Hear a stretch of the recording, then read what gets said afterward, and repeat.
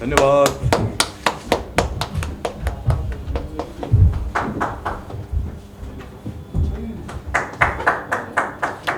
সংবাদ মাধ্যমৰ মোৰ ভাই বন্ধুসকলকে মই প্ৰথমতে ধন্যবাদেৰে সেৱা জনাইছোঁ, কিয়নো তেওঁলোকে তিব্বতীয়ান ইউথ কংগ্ৰেছৰ কথাখিনি ৰাইজৰ মাজলৈ নিব পাৰিব আৰু ইখন দেশৰ পৰা সিখন দেশলৈ তেওঁলোকে নিব পাৰিব।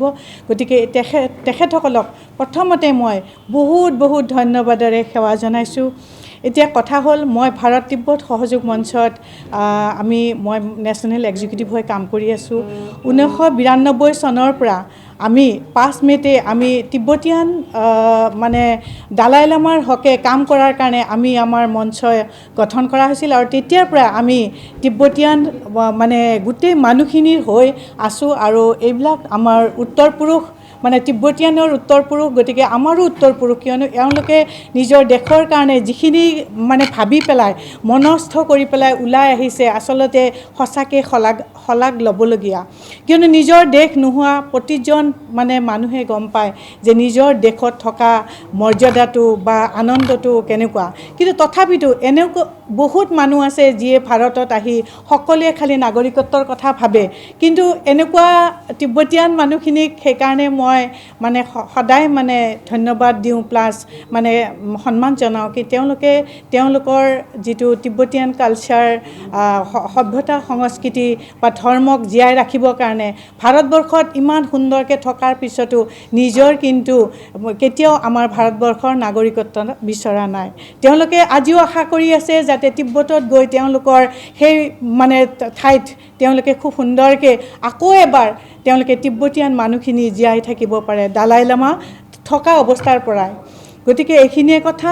আৰু তিব্বতীয়ান বাইক ৰেলীৰ যিটো আমাৰ গম্ফু ধুন্দুকে যিটো মানে নেতৃত্ব লৈ পেলাই এই যিটো 15জনীয়া মানে দলটো লৈ পেলাই মানে গোটেই সৰ্বভাৰততে তেওঁলোকে প্ৰত্যেকখন মানে প্ৰদেশলৈ গৈ পেলাই যে তিব্বতৰ মুক্তিৰ হকে যিখিনি কথা ক'বলৈ ওলাই আহিছে, তিব্বতৰ মুক্তি আৰু মানে ভাৰতৰ সীমা সুৰক্ষাৰ কথাটো খুব মানে জৰুৰী। সেই কথাটো কিন্তু বহুত মানুহে বুজি নাপায় যে তিব্বতৰ আজাদী হ'লে কি হ'ব, সেইটো কথা কিন্তু প্ৰত্যেকজন মানুহৰ ভাৰতীয় মানুহৰ ভাবিবৰ হ'ল। বিশেষকৈ আমাৰ অসমৰতো আৰু একেবাৰে ওচৰতে আছে, গতিকে আমি আৰু বেছি মানে ইয়াত গুৰুত্ব সহকাৰে আগবাঢ়ি আহিবৰ হ'ল, কিয়নো আমাৰ জীৱনদায়িনী ব্ৰহ্মপুত্ৰক আজি তিব্বত চাইনা গভমেণ্টে কি কৰিছে, গোটেই ডেমবোৰ বনাই পেলাই আপোনালোকে দেখিছে অৱতৰত মানে বাৰিষা হয় আৰু যেতিয়া আমাক পানীৰ প্ৰয়োজন হয় সেই সময়ত নদীবোৰ শুকাই যায়। গতিকে এইখিনিৰ কাৰণে দায়ী কিন্তু তিব্বত চৰকাৰ হয়, কিয়নো ইচ্ছা কৰিলে তেখেতসকলে আমাকো জীয়াই ৰাখিব পাৰিলেহেঁতেন মানে মানুহৰ নিচিনাকৈ। ঠিক তেনেকৈ আমাৰ যিটো তিব্বতীয়ান ইউথ কংগ্ৰেছে যিটো আপোনালোকে গম পাইছে, আমাৰ ভাৰত তিব্বত সহযোগ মঞ্চৰ 13তম টাৱাং তীৰ্থযাত্ৰা এয়া। এই টাৱাং তীৰ্থযাত্ৰাৰ লগত সংগতি ৰাখি 22 নৱেম্বৰৰ পৰা তেখেতসকলে যিটো আমাৰ ভাৰত আৰু তিব্বতৰ যিটো সীমা, সেই সীমাৰ পৰা বুমলা বৰ্ডাৰৰ পৰা তেখেতসকলে এই বাইক ৰেলী আৰম্ভ কৰিছে। গতিকে ইয়াত তেওঁলোকে বহুত মনত আশা লৈ পেলাই আহিছে। আমাৰ প্ৰত্যেকজন মানুহক আচলতে আমাকো মানে অকণমান জনমানসত যাতে তেওঁলোকৰ সমস্যাবোৰৰ কথা আকৌ দৃঢ়ভাৱে সকলোৱে ভাবিবৰ কাৰণে মানে ইচ্ছা কৰে বা তেওঁলোকক দেখি পেলাই আৰু মানুহখিনিয়ে জোৰদাৰ এই মানে তিব্বতীয়ানৰ কাৰণে লাগে।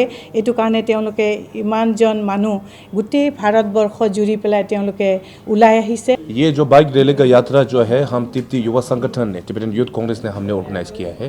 इसका शुरुआत जो है जो हमारे नवंबर 22 तारीख को हम भारत और तिब्बत का सीमा बुमला जहाँ अरुणाचल प्रदेश में है वहाँ से हमने शुरुआत किया था। ये यात्रा जो है पोल मिलाकर 2 महीने से ज़्यादा हम पूरा जो हमारे भारत का 20 से अधिक हमारे राज्य स्टेट में हम ट्रेवल करना है। किलोमीटर के तौर से ये 20,000 से अधिक किलोमीटर कवर करके ये यात्रा है जी।